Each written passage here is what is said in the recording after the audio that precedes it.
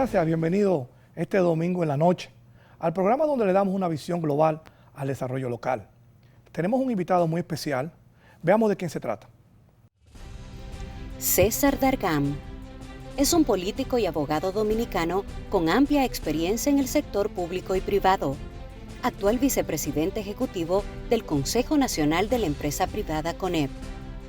Fue director general de Comercio Exterior de COEX. Además, fue secretario ejecutivo de la Comisión Nacional de Negociaciones Comerciales hasta el año 2011, cuando es designado viceministro de Relaciones Exteriores para Asuntos Económicos y Negociaciones Comerciales. Fue vicecanciller en el año 2012. En Municipalidad Global, conversamos hoy con César Dargam. Bienvenidos de nuevo. Ya sabemos quién nos acompaña esta noche, nuestro amigo el licenciado César Dargam. César, bienvenido a Municipalidad Global. Víctor, muy contento de acompañarte esta noche en este proyecto, no tan nuevo, pero primera vez que tengo la oportunidad de estar contigo. Muchas gracias, César. César, tú estás aquí en el rol de vicepresidente del Consejo Nacional de la Empresa Privada de la República Dominicana, del CONEP. Queremos, en Municipalidad Global, traemos hace ya en esta temporada un hilo conductor sobre el desarrollo local en diferentes vertientes. Hemos visto diferentes profesionales aquí en Municipalidad Global que tienen que ver con tránsito urbano, desarrollo, comercio, muchos temas interesantes. Pero para que se desarrolle una efectividad en el territorio de un verdadero desarrollo local, sin lugar a dudas tiene que participar el sector privado. Queremos agradecer que estás este domingo en la noche con nosotros. Vamos de una vez, César, para saber. Sabemos que hay una ley de alianza público-privada, que es la ley 47-20. Cuando hablamos de alianza público-privada, ¿qué significa eso? Para que nuestro público esté edificado. Alianza público-privada es un término que está muy en boga. Realmente, alianza público-privada hasta hace unos años podía ser la simple coincidencia entre actores públicos y actores privados en un esfuerzo compartido con un fin. Sin embargo, a partir de febrero de este año, nuestro país se ha dotado de una ley que establece la figura de alianza público-privada como un mecanismo a través del cual precisamente esos agentes públicos y privados acuerdan la gestión, la provisión de bienes o servicios de interés público dentro de un contrato a largo plazo con responsabilidades compartidas, con una retribución para ese agente privado, pero que también debe hacer una inversión, y el Estado también con su contraparte. Todo eso es muy teórico, es así que lo contempla la ley, pero una alianza público-privada es prácticamente el acuerdo a través del cual el gobierno y un empresario o una empresa pueden impulsar esta gestión de bienes y servicios públicos. El sector empresarial, en el marco de estas alianzas, que tenemos un marco legal ahora, pero en la praxis siempre han existido este tipo de convenios o acuerdos de inversiones público-privadas. Pero efectivamente en este marco de la ley y en algunos antecedentes, ¿tenemos algún conocimiento vinculado al desarrollo local, algún tipo de alianza público-privada que esté vinculada al desarrollo local? Bueno, dentro del ámbito de cobertura de la ley, uno de los componentes es precisamente la municipalidad, son los ayuntamientos, las alcaldías, los distritos municipales. Porque, ¿qué es lo que se busca con esto? Mira, Víctor, en un informe que publicó la revista de negocios de la Universidad de Harvard hace justamente un año, es decir, en el mundo pre-COVID, se estimaba que la inversión pública en obras de infraestructura en el mundo era de 2.5 trillones de dólares. Aún volcándose los gobiernos a invertir en el desarrollo de infraestructura, esa cantidad de dinero no es suficiente para cumplir con las necesidades que se tienen en los países y mucho menos en las localidades, ya cuando bajas al nivel de municipios y distritos municipales.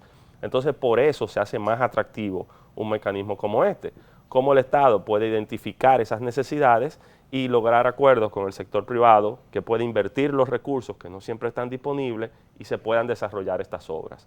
Entonces, en principio se veía quizás con cierta resistencia el cómo el gobierno central, a través de una dirección de alianza público-privada, podía incidir en estos procesos para garantizar que sean competitivos y transparentes, pero yo creo que con el tiempo se ha ido reconociendo de que para tú garantizar una inversión y que esa inversión sea segura, tú necesitas reglas claras y homogéneas que le apliquen a todo el mundo. Entonces yo creo que esto abre la puerta grandemente para el desarrollo local.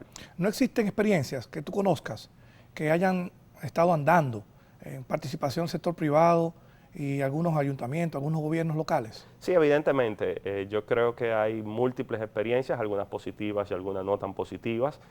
Quizás lo más gráfico, lo que a uno le viene a la mente es acuerdos con el sector privado para la recogida y procesamiento de basura en los municipios, Sí. pero también para el desarrollo de infraestructura, para la construcción de calles, para la construcción de hospitales, para la construcción de escuelas, para el desarrollo de otros servicios. Entonces, históricamente lo hemos visto. Yo creo lo que estamos ahora es en la antesala de una nueva etapa en la cual estos procesos se harán de manera competitiva sobre la base de las prioridades que se vayan identificando y con reglas claras de cómo cumplirlo a futuro. Bueno, acabas de decir que existe una dirección de alianza público-privada, o sea que eso viene siendo como el órgano rector o el organismo que traza las pautas o que controla o que supervisa este proceso. Pero sabemos que es una ley incipiente, apenas tenemos un nuevo director hace pocos meses.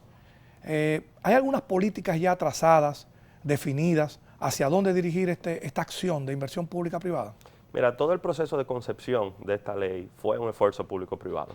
Te puedo reconocer hoy aquí de que el gobierno y el sector privado, conjuntamente con organismos multilaterales como el BID y el Banco Mundial, durante muchos años intentaron esbozar lo que hoy se ha convertido ya en el marco regulatorio de las alianzas público-privadas en la República Dominicana. En el gobierno anterior reconozco el liderazgo que tuvo el ministro de Economía, Juan Ariel Jiménez, la voluntad que hubo en el Congreso y la apertura para que en febrero, justo antes de que empezáramos con este tema de la pandemia, se aprobara la ley finalmente. Ahora bien, también debo reconocer cómo el gobierno actual, el gobierno del presidente Luis Abinader, ha colocado el tema de las alianzas público-privadas en el tope de su agenda. Ha conformado esta dirección, que la dirige un profesional reconocido como es Sigmund Freud, pero la dirección es el brazo operativo que responde a un consejo donde están sentados los ministros de mayor incidencia con estos temas.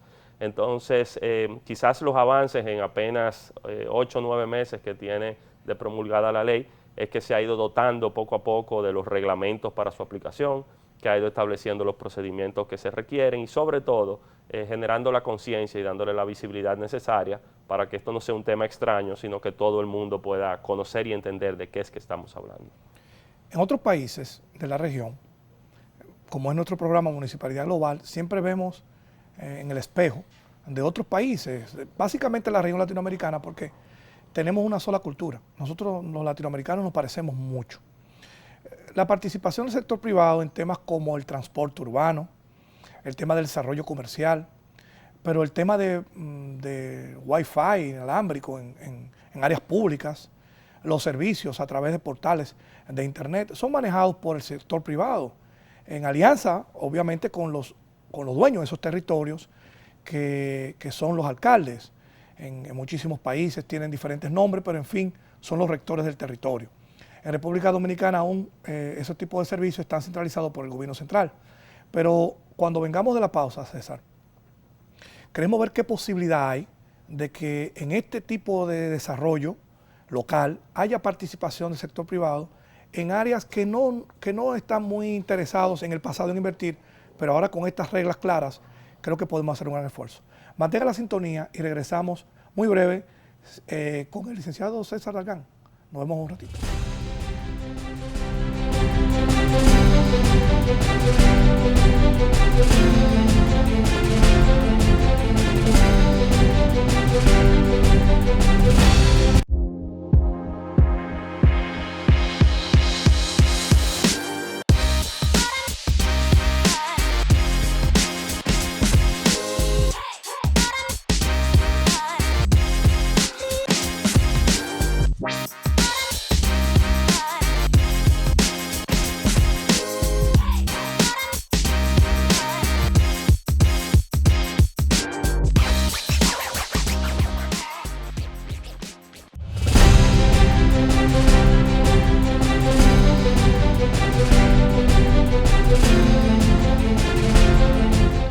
Gracias por mantener la sintonía este domingo en la noche. Estamos conversando con el licenciado César Lagán, vicepresidente ejecutivo del CONEP.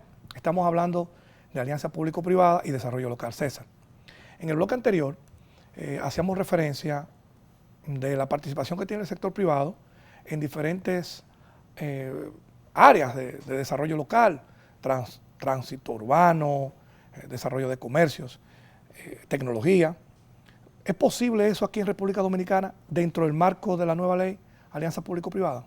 Definitivamente, y parte del proceso que se llevó a cabo precisamente para gestar una ley de esta dimensión fue aprender de experiencias en otros países. Se tomó como referencia el caso de Perú, el caso de Colombia, casos más cercanos al nuestro como Centroamérica, el caso de Chile, que bien has mencionado, y se vieron cuáles son los avances o los puntos fuertes y también cuáles son las debilidades o obstáculos que se han venido enfrentando.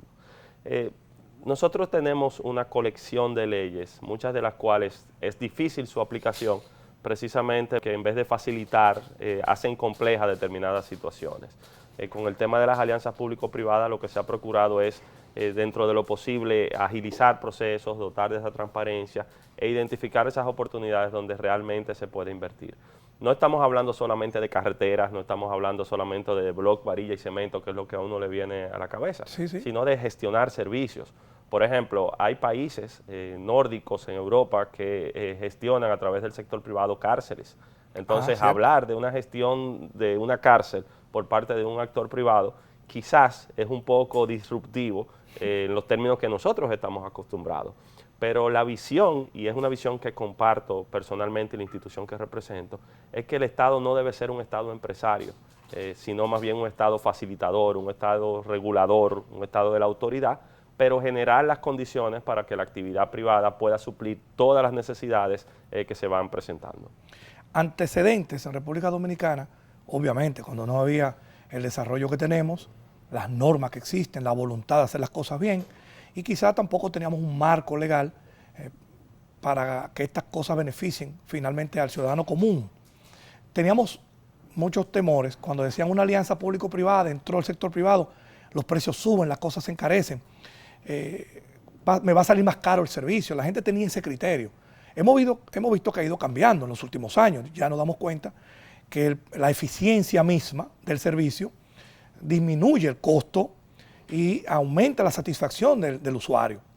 Entonces, en el marco regulatorio de esta inversión del sector privado, entonces, ¿qué gana el país? O sea, aparte de una buena eficiencia, ¿cuáles son los beneficios de participar el sector privado en el desarrollo local? Yo creo, Víctor, que en gran parte esa percepción se ha generado por casos no positivos experimentados en la República Dominicana. Si de origen en estos esfuerzos público-privados los procesos de adjudicación de las obras no han sido lo suficientemente transparentes, lo suficientemente competitivos o no han sentado las bases para un riguroso control de la ejecución de estos contratos, pues entonces el resultado final no es positivo y la población lo percibe como un incremento de costo, como una falta de eficiencia o como una pérdida por parte del Estado en torno al interés colectivo. Lo que esta ley permite es lo contrario, y por eso esas palabras las he venido repitiendo en todo momento. Transparencia, procesos competitivos, que se definan prioridades, que el Estado diga, mira, estas son mis prioridades, ya sea el gobierno central o los gobiernos municipales, que puedan decir, estas son nuestras prioridades de los próximos años. ¿Quién está dispuesto a ejecutar estas obras? Yo no tengo los recursos inmediatos. O sea, el Estado ha tenido que invertir cuantiosas sumas solamente este año para combatir la pandemia y fortalecer la capacidad sanitaria y luego también mitigar los efectos sociales y económicos. Personas que han perdido su trabajo, ayudas sociales que deben llegar.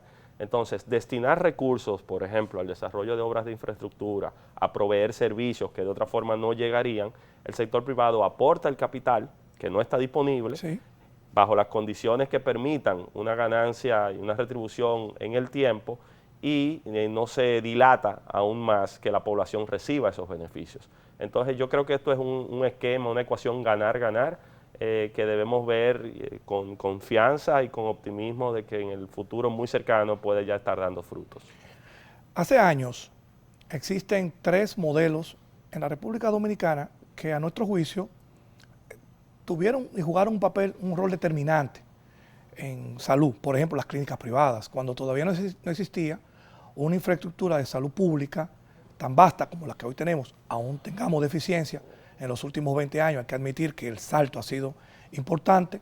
Las clínicas privadas jugaron su rol para que ciertas clases que podían pagar o aquellos que podían hacer un pequeño esfuerzo fueran a esas clínicas y recibieran un servicio de atención de salud decente. A mí siempre me gustó ese modelo. Pero ahí entró lo del seguro médico, que también hay que admitir que los seguros también han permitido que uno tenga acceso a ciertos niveles de salud que no puede pagar de manera constante o inmediata, sino a través de una cobertura médica. Y lo otro son las asociaciones de ahorros y préstamos, que muchos de nosotros hemos podido adquirir casas y viviendas por préstamos que nos dan esas instituciones, 20, 30 años, a una tasa bastante, mucha de la clase media baja del país ha podido desarrollarse por eso. Obviamente los colegios privados, muchas personas han podido tener una educación estable y permanente a través de los colegios privados. Cuando habían esos desórdenes en el sector público, en las escuelas públicas, que la calidad de la educación no era tan diferente como es ahora. Esos son 4 ejemplos que vienen de hace muchos años y todavía se mantienen, por lo cual yo creo que lo que tú estás diciendo aquí tiene sentido, que no es tan mala y tiene sus beneficios. Ahora bien, ¿qué va a pasar con el tema del comercio en estos momentos del COVID? ¿Qué va a pasar con el tema de las empresas en este momento del COVID? Las exportaciones, ¿qué está pasando? ¿Qué está pasando con las importaciones? Con la fabricación en República Dominicana para el mercado local. ¿Qué está pasando? Ustedes del CONEP tienen una visión, no digamos exacta, porque es imposible tenerla. ¿Qué está pasando en el sector privado en esas áreas? El mundo cambió y nuestro país ha cambiado aceleradamente y definitivamente no es el mismo país de hace una década y mucho menos de hace un siglo. Fuimos un país que en ventaja o adelantado a otros de nuestra región sufrió los efectos de una dictadura con la supresión de libertades sociales y la intervención en todas las áreas de la vida, una de ellas precisamente en la actividad económica, y nosotros vimos cómo durante la dictadura de Trujillo se apropiaron de actividades puramente comerciales o puramente económicas privadas. Lo que vimos después fueron procesos de gestión del Estado de esos bienes que habían sido apropiados bajo un esquema de dictadura. Y posteriormente entonces la capitalización y la privatización de muchas de estas empresas. Al final, ¿qué es lo que nosotros queremos o cuál es la visión? Un Estado tan pequeño como sea posible y tan grande como sea necesario. Un Estado que reconozca la actividad privada como un motor de desarrollo, porque a través de la actividad privada es que se generan empleos. El 90% de los empleos que se generan en la República Dominicana vienen precisamente de la actividad privada. Entonces, cuando nosotros vemos todos esos esquemas que has mencionado, ya sea en el sector financiero, ya sea en el sector educativo, en la discusión moderna, en la discusión contemporánea, no deberíamos ni siquiera distinguir entre cuál es el interés privado, cuál es el interés público, sino más bien pensar cuál es el interés del país. O sea, cuál es la República Dominicana que nosotros queremos construir de cara al futuro y qué rol juegan cada uno de esos actores. Para eso es esencial contar con reglas claras, contar con estabilidad, contar con esa paz social que permita que podamos tener este tipo de discusiones, y yo creo que esa conversación a largo plazo tiene sus beneficios. Hay un altísimo interés de inversión en diferentes áreas, aún en el medio de la pandemia. Ha habido una capacidad de respuesta solidaria de cara a las necesidades que hemos venido enfrentando, y eso es lo que debemos replicar y mantener en el tiempo, sobre todo si nos comparamos con algunos vecinos de la región que no pueden hablar en los mismos términos. En definitiva, la situación no es tan dramática entonces. No, es grave. Nosotros estamos enfrentando una crisis de dimensiones no cuantificables que nunca nos hubiésemos imaginado. Víctor, si este programa lo hubiésemos grabado en enero o febrero de este año, no nos imaginábamos qué era lo que venía. Entonces, nosotros estamos enfrentando una pandemia, lo cual el eje central es sanitario, no se controla. Al día de hoy no hay una vacuna efectiva que te pueda decir que no vas a tener el COVID.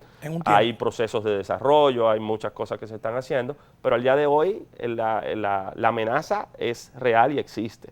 Y siendo la salud el tema central de la agenda, tiene sus efectos económicos y tiene sus efectos sociales.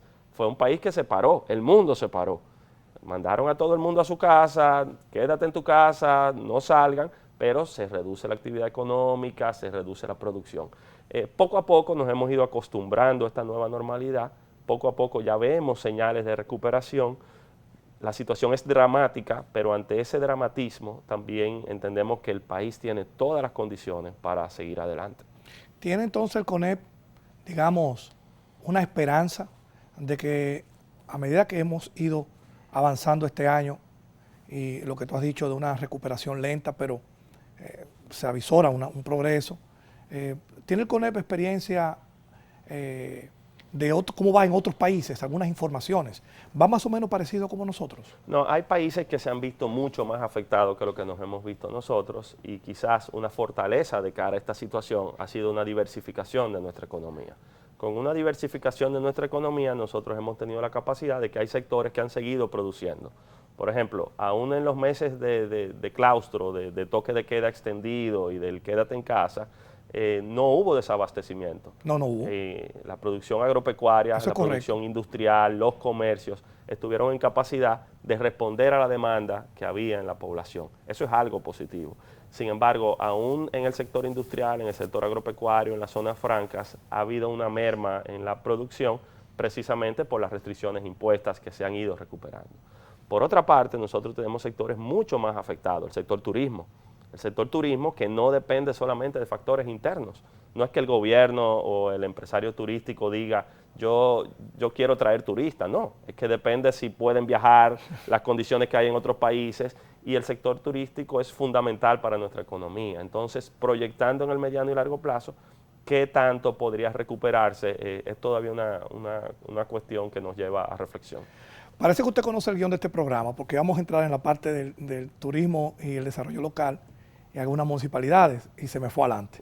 Así, pero vamos a mantener la sintonía, queridos televidentes, y regresamos muy breve.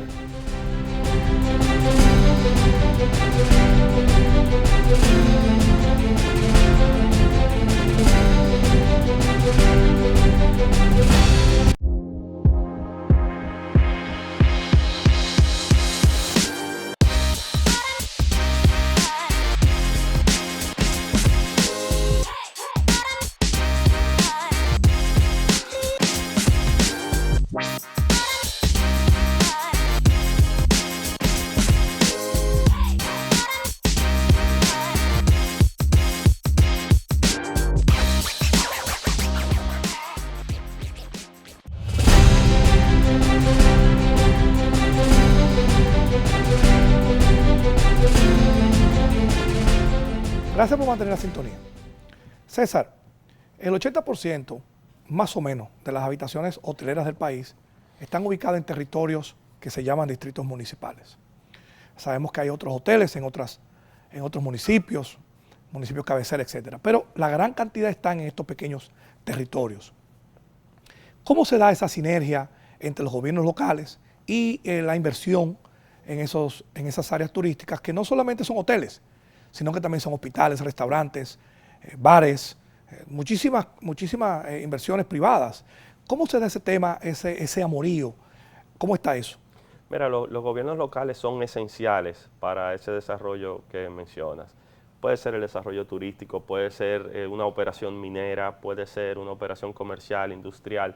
Yo creo que el sentido común nos lleva a verlo con un sentido de sostenibilidad. Bien. Sostenibilidad de que sin hacer un uso inadecuado de los recursos se pueda mantener el equilibrio en la inversión, en la operación que se está haciendo. Los gobiernos locales juegan un rol fundamental precisamente por la autoridad que le confiere la ley y el marco regulatorio vigente. Y por eso yo creo que más que ejercer esa autoridad con una firmeza irracional de cara a la posibilidad de desarrollo que pueda haber en el territorio, se debe asumir con un rol de facilitador.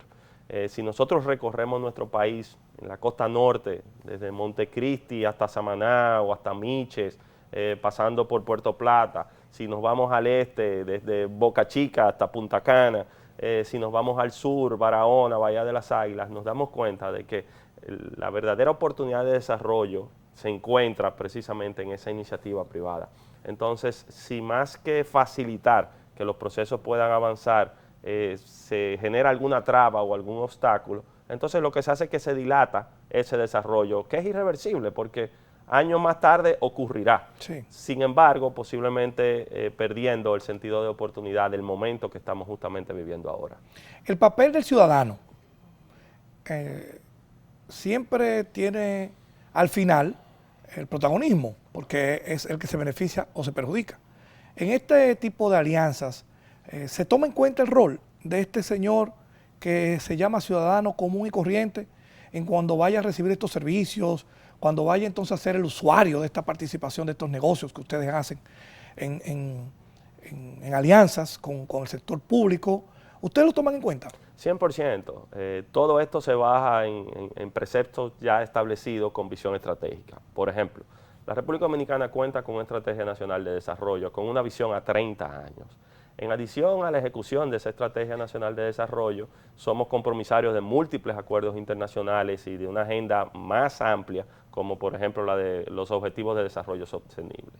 Ahora bien, cada 4 años en República Dominicana, ante los cambios políticos, también hay un plan de gobierno que presentan los respectivos candidatos. Esos planes de gobierno también tienen una ejecución plurianual. Todo eso puede parecer teoría. Sin embargo, lo que detrás de toda esa planificación existe es la necesidad que tiene el ciudadano común para satisfacer lo que requiere para su vida diaria. Entonces, yo creo que si no se toma en cuenta precisamente cuáles son esas necesidades, la ejecución de los proyectos posteriores será inefectiva. Eso es así y debe seguir siendo así. ¿Esta ley no le da mucho poder al sector privado? En lo más mínimo, por el contrario, ante toda esa planificación, el Estado entonces dice, ok, estas son mis prioridades. ¿Quién está en condiciones de suplirlas y quién cumple con los requisitos, quién tiene el deseo de hacerlo? Entonces uno se somete a un proceso competitivo y si es el desarrollo de una obra de infraestructura, tú tendrás 3, 4, 5, 6 empresas y se escogerá a la que presente las mejores credenciales para hacerlo. Entonces es un proceso competitivo que sigue siendo regulado por el Estado. Sí. A su vez es un proceso transparente. Si no se presentan todas las cartas sobre la mesa, no se toma la decisión de quién es que lo va a hacer. Y lleva con un carácter riguroso un monitoreo en el tiempo de que lo que se acordó sea lo que realmente se está ejecutando. Yo no creo que se le esté dando más poder más allá de dotar de transparencia y de eficiencia los procesos requeridos para la ejecución de estas obras. Hay sectores que el sector privado no ha invertido, quizás porque no existía este tipo de ley. Nosotros conocemos algunas áreas vinculadas a la gestión del territorio, como el tema de la ley de residuos, que fue recién aprobada también en el Congreso Nacional, y aquí en Municipalidad Global lo hemos discutido ya en varias ocasiones. Expertos en el conocimiento de la ley y personas que participaron en la formación de esta ley, que yo tengo conocimiento pleno, que el CONEP desde sus inicios en las discusiones siempre participó. Claro, representando sus intereses de su sector. Lo bonito de esta ley es que se llevó a discusión mucho tiempo y hubo una gran cantidad de opiniones y finalmente sacamos la ley. Hubo unos temas medios conflictivos y lo dejamos para tratarlo en el reglamento que se está trabajando. En esta ley, el sector privado tiene un papel importantísimo, que es el tema de gestión, de hacer que las cosas se den. ¿Están ustedes, tú que conoces bien el tema, porque te vimos allí en los espacios de discusión representando el CONEP, ¿tienen ustedes interés ya definitivamente de participar en esta ley? ¿Qué es lo bueno? Que tenemos una ley de gestión de residuos sólidos en la República Dominicana acorde a las exigencias de estos tiempos. ¿Qué es lo bueno? Que como bien dices, hubo una larga discusión en el tiempo. Y algo sorprendente en ese proceso de discusión es que todos estábamos de acuerdo en la necesidad de regular correctamente la gestión de los residuos sólidos en el país. O sea, eso no estaba en duda. Todos queríamos una ley. Habían diferencias en puntos muy específicos.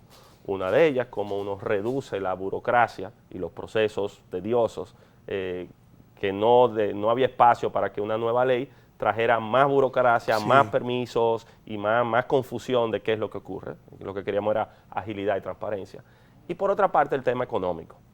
También que esta ley su fin esencial no es generar un lucro, ni para el ayuntamiento, ni para el empresario, ni para el Estado, sino que se haga una correcta gestión de los residuos. Ahora bien, el interés real que hay detrás de esta ley es fomentar una cultura que permita establecer una economía circular en la República Dominicana.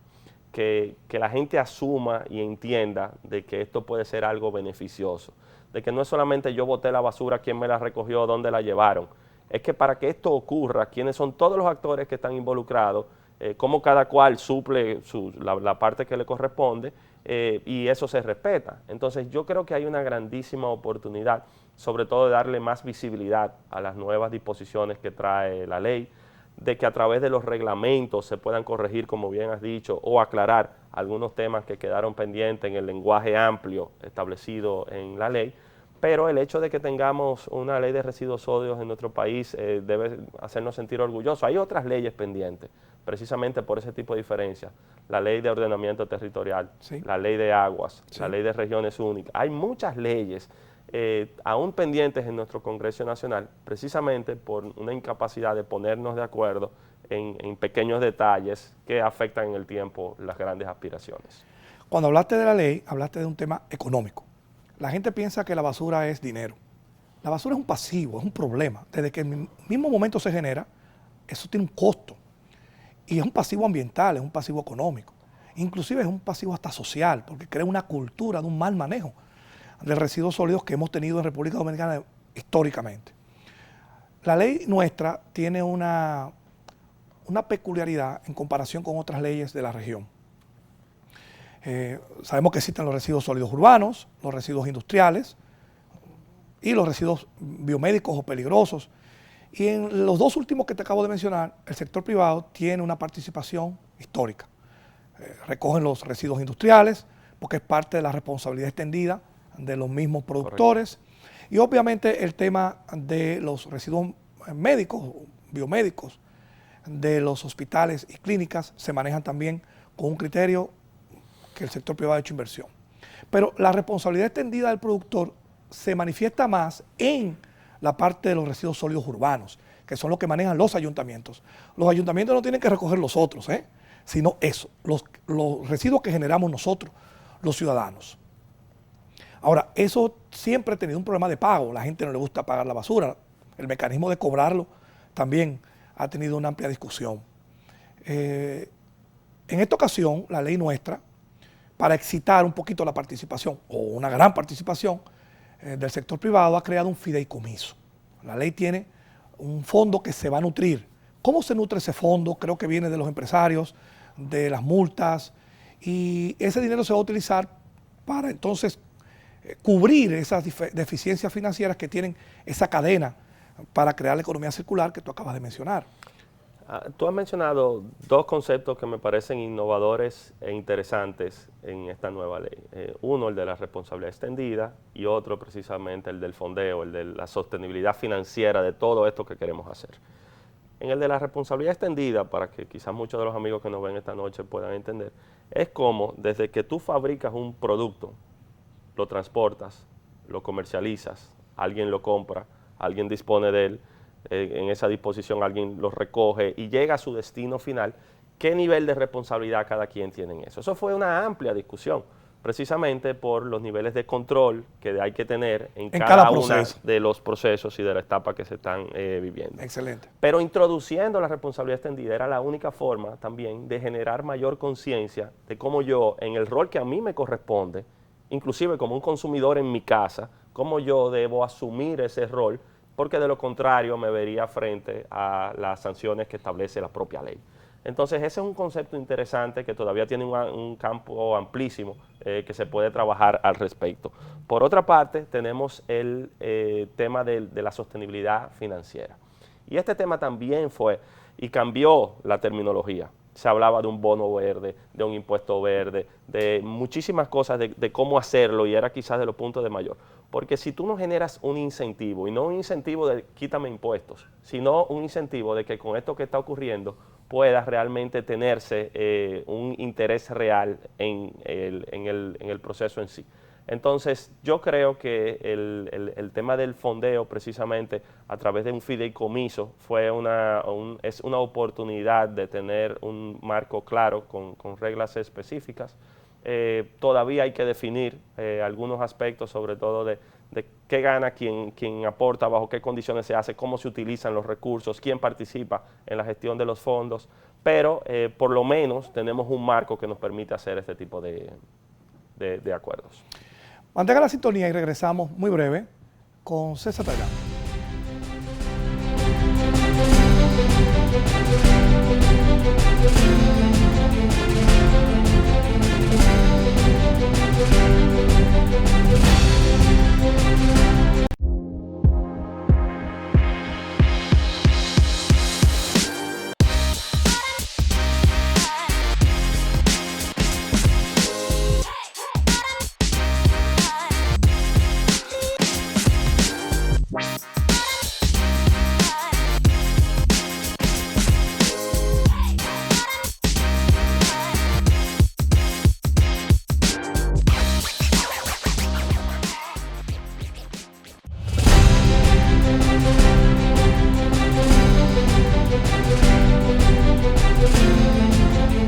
Bien, gracias por estar con nosotros, César. Venimos hablando del fideicomiso, el fondo, el fondeo, de este incentivo que tiene la ley de residuos sólidos para poder ayudar a esta responsabilidad extendida fluya y obviamente para que las inversiones se sientan garantizadas y hay una sostenibilidad financiera en el tiempo, que es lo que no hemos podido lograr en la gestión de residuos sólidos en los gobiernos locales. ¿Cómo se nutre ese fondo? Que te pregunté ahorita, creo que hay algunas multas que se han creado o todavía no se ha creado la norma de cómo se va a nutrir. ¿Quién pone ese dinero? Bueno, hay mecanismos de recaudación que establece la propia ley, en el caso de las sanciones, por ejemplo, Sí. y hay contribuciones voluntarias que pueden hacer las empresas. Ok, perfecto. Evidentemente, y por eso cuando te hablaba de incentivo, no necesariamente me refiero a una eliminación de impuestos o de tasas que deba ocurrir. Cuando hablo de incentivo es algo que lo haga atractivo. ¿Por qué yo voy a aportar a un fondo? O sea, ¿qué es lo que yo estoy recibiendo a cambio? O ¿para qué se utilizarán esos recursos que están ahí? Entonces, si no es atractivo los mecanismos de incentivo que se establecen, el fondo quedará vacío. Claro. Si nosotros por otra parte vemos el presupuesto público que se destina precisamente a los municipios, establecido por ley, un porcentaje Sí. que no necesariamente se cumple en la práctica y que las necesidades aumentan, nos daremos cuenta que puede haber un uso más eficiente de los recursos. ¿Cómo? Precisamente distribuyendo para temas estratégicos como la gestión de residuos, y por otra parte incentivando las alianzas público-privadas de las que venimos hablando en todo momento, que permitan a los ayuntamientos también a través de la acción privada ejecutar obras para lo cuales quizás en el corto plazo no tienen los recursos. Entonces, todo esto se convierte en literatura si no tiene un soporte económico y financiero que permita ejecutarlo. Sin embargo, tú puedes tener todos los recursos del mundo y si no tienes una visión estratégica clara de para qué lo estás utilizando, los mismos nunca serán suficientes. Nosotros somos de la creencia de que el presupuesto municipal es el mejor presupuesto, el más democrático y más bien invertido que existe en la República Dominicana. Y es muy sencillo. Si el ayuntamiento, digamos, de Postres Ríos o el ayuntamiento de Neiva recibe una cantidad X de dinero, 1, 2, 3 millones de pesos mensuales, está obligado a gastar ese dinero en ese municipio. O sea, ese dinero se queda allí. Los bloques se compran, el combustible que se le compra a la estación de gasolina, hasta las cajas de muertos que se requieran en los servicios sociales de los ayuntamientos, se compran en el municipio. Obviamente esos son indicadores que nosotros manejamos, conocemos, y sabemos qué tan dinámica es la actividad económica a través de los recursos de los ayuntamientos. Hay municipios pequeños que no tienen X actividad local, comercial, y tiene que auxiliarse la más próxima. Quizás haya una fuga de ese dinero hacia otros, pero es muy menor. En consecuencia, esos capitales que manejan los ayuntamientos, nosotros somos de la creencia que están dirigidos a un desarrollo comercial. Siempre ha existido una participación del sector privado para ayudar a consumir ese proyecto, ese dinero. Porque al final nosotros, el dinero se cae en caudales en fondos de comercios y sector privado. Así va a pasar con la ley de residuos. Los fondos al final lo maneja el sector privado con el tema de la gestión. Entonces podemos decir, César, viendo desde este punto de vista, que el sector privado, si ya a partir del reglamento nuevo, bajo el marco de la ley de alianza público-privada y con esta nueva ley y este fondo, si se crean en el reglamento las condiciones, ¿vamos a ver un cambio en la gestión de residuos sólidos con una participación más activa del sector privado? A ver, ¿cuántos temas juntos? Pero yo creo que por pedazos podemos verlo. Mira, evidentemente, para una correcta gestión del territorio en sí, tú necesitas recursos. Sí. Y quienes le corresponde gestionar el territorio tienen vías de ingreso directo por lo que cobran a través de tasas, de arbitrios, lo que fuera. O por la ley. O por lo que se le asigna a través del presupuesto del gobierno central. Ahí viene una primera reflexión a futuro, no por el tema de la municipalidad, sino por la composición actual del presupuesto de la República Dominicana. Si nosotros aplicamos los porcentajes que se le asigna por ley a los municipios, a la educación, a la salud, a la UAS, a cada uno de los sectores que ya tienen su propia ley, nos vamos a dar cuenta de que antes de elaborar el presupuesto ya tenemos un déficit, o sea, no tenemos recursos suficientes para asignar esos recursos que están ahí. Eso es lo que nos abre a nosotros la brecha de buscar otras vías que no requieran esa inyección directa. Financiación del presupuesto nacional. Para ejecutar otro tipo de obras, número uno. Número dos, viene en el uso eficiente de los recursos. Cómo tú tienes una parte que es de gasto, que tú lo gastas, o sea, tú no lo recuperas, tú estás gastando para ejecutarlo, y tú tienes una parte de inversión, que sea en el corto, en el mediano o en el largo plazo, algún retorno tiene, sea mejorando la vida de los ciudadanos que habitan ese territorio o generando mejores condiciones precisamente para su gestión. Entonces, revisar la eficiencia de ese gasto es otra tarea pendiente. Por otra parte, la elaboración de esos presupuestos con una composición participativa, que realmente, y ya por ley así está establecido, tú requieras una retroalimentación de aquellos que se verán beneficiados o perjudicados de los recursos que se estén disponiendo en su momento. Entonces, todo eso lo que te abre es la brecha precisamente para fomentar alianzas público-privadas que promuevan e incentiven esa participación privada y que puedan movilizar el desarrollo y la economía en cada porción del territorio. ¿Por qué? Tú mencionabas Potres Ríos. Si en Potres Ríos no hay actividad económica, la gente va a estar en su casa sentado esperando a ver que pase un camión y que viene.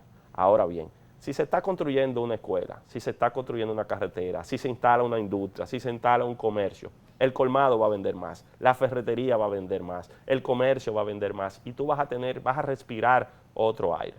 Nosotros hemos visto pueblos de este país que gracias a inversiones que se han hecho en los últimos años han sufrido una transformación del cielo a la tierra. Porque si tú vas a Cotuí, no es el mismo Cotuí hoy de hace Cotuí 10 años antes, cuando la operación minera cercana no era de la dimensión que tiene ahora, o Maimón, o Bonao, como los recursos también que vienen de esas inversiones benefician a la comunidad. Entonces, muchas veces la discusión debe ir más allá de puramente el número de cuánto yo necesito y realmente en qué lo estoy utilizando. ¿Habrá una participación del sector privado? 100%, 100%. Con reglas claras el interés existe. Y en adición a eso estoy completamente de acuerdo de que para la gestión del territorio, tanto los municipios como los distritos municipales tengan los recursos que requieren para desarrollar una agenda de esas dimensiones. O sea, necesitan recursos. No es solamente con un discurso bonito, sino con la capacidad de poder ejecutarlo en el tiempo.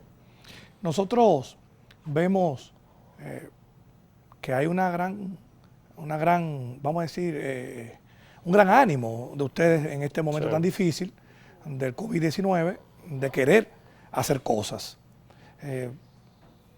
No podemos hacer nada sin el sector privado desde los ayuntamientos.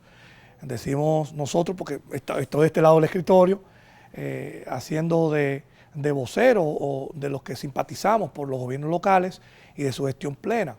Entonces nos sentimos muy bien en que los empresarios del país, siempre que tengamos las reglas claras y la participación efectiva del ciudadano común, participen en las tomas de decisiones.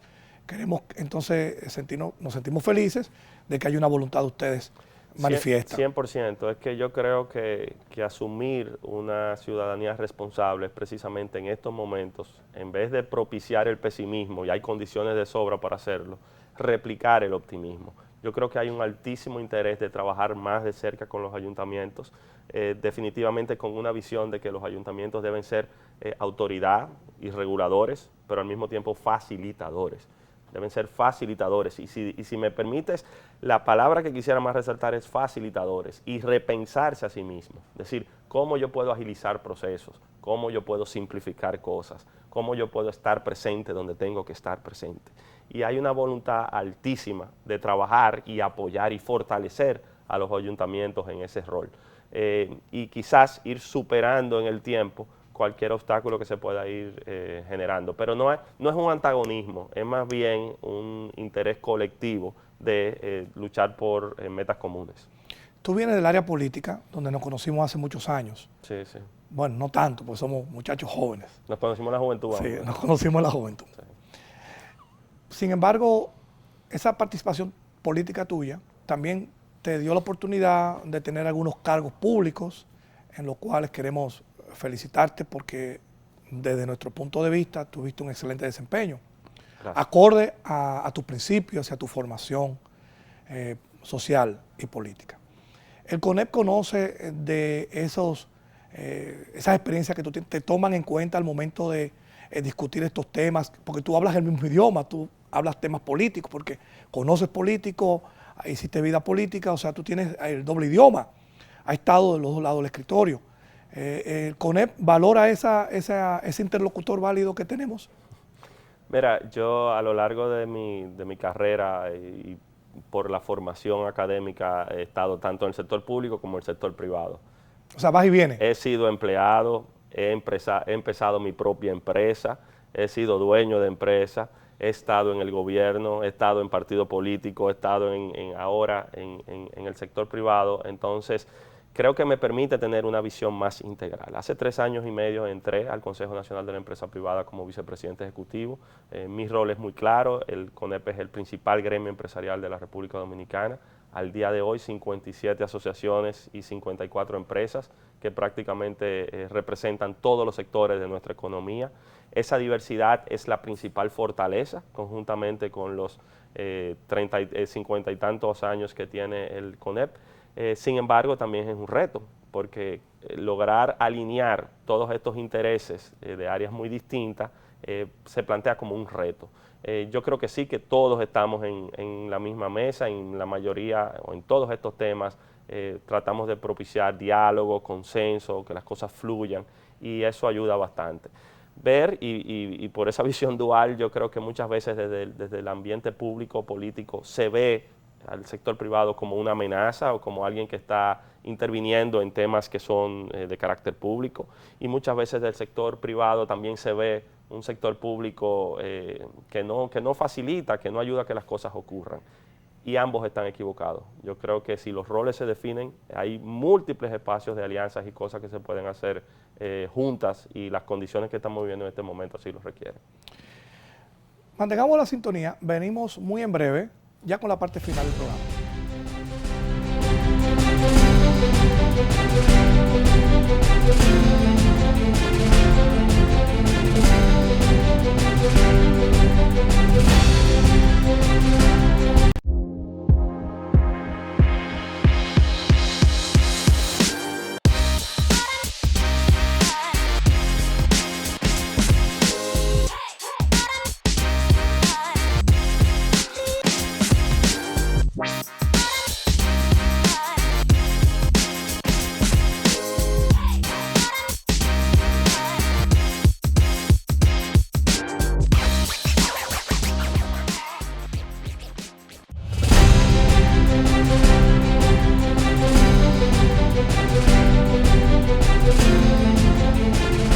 Gracias por estar con nosotros. César, ya en la parte final de nuestro programa, desde el punto de vista empresarial, sector privado, ¿cuál es el desafío que nos espera? ¿Qué va a pasar en los próximos meses? Sabemos que no tienes una bola de cristal para saber el futuro, pero desde adentro, ¿cómo tú ves la cosa? ¿Qué va a pasar el próximo año 21? El primer caso del COVID-19 se identificó en la República Dominicana en marzo de este año. Estamos prácticamente cerrando el año y ha marcado la agenda de todo lo que hemos venido desarrollando. Y sigue estando presente, sigue latente. Entonces, el eje central de todas las acciones en el corto plazo sigue siendo el tema sanitario. cómo podemos manejar esta crisis, enfrentar la pandemia y cuando las condiciones lo permitan, acceder a vacunas que nos permitan inmunizar a la población, fortalecer nuestra capacidad de respuesta sanitaria. Ese sigue siendo el tema central. Ahora bien, ese tema tiene sus ramificaciones económicas y sociales. Por eso, de cara al próximo año, cómo se pueden recuperar empleos que han sido suspendidos, cómo se puede generar condiciones para mayor inversión. Hay empresas que han podido continuar su operación, pero hay otras que se han visto muy afectadas y la recuperación será más lenta. Hace un momento hablábamos del turismo, pero si nos vamos a las MIPYMES, a las micro, a las pequeñas, a las medianas empresas que operan sobre su día a día, sobre lo que producen en el día a día, todavía deben enfrentar situaciones de riesgo y debe apoyárseles para que se mantenga su actividad económica. Y en el aspecto social, precisamente que los sectores más vulnerables reciban el apoyo que requieren en estas condiciones, que bajo todos los criterios podamos reducir los niveles de informalidad que existen en la República Dominicana y que entendamos que aunque estamos viviendo una situación particular en nuestro país, es como parte de una situación mucho más amplia que todo el mundo está enfrentando. Yo creo que sobre la base de eso, promover estabilidad, promover optimismo, es lo que nos queda de cara al próximo año. César, muchas gracias por estar con nosotros esta noche del domingo en Municipalidad Global.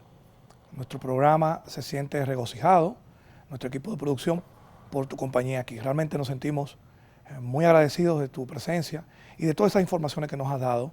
Entendemos que está dignamente representada a la juventud dominicana y el CONEP tiene un ejecutivo formidable. Gracias, César, al Consejo Nacional de la Empresa Privada que tú representas, por también poner su granito de arena para que la República Dominicana supere felizmente este trance que vivimos con el COVID-19. Desde Municipalidad Global valoramos ese esfuerzo. A ustedes, queridos televidentes, gracias por mantener su sintonía este domingo en la noche con su programa favorito, Municipalidad Global. Hasta la próxima semana. Feliz resto de la noche.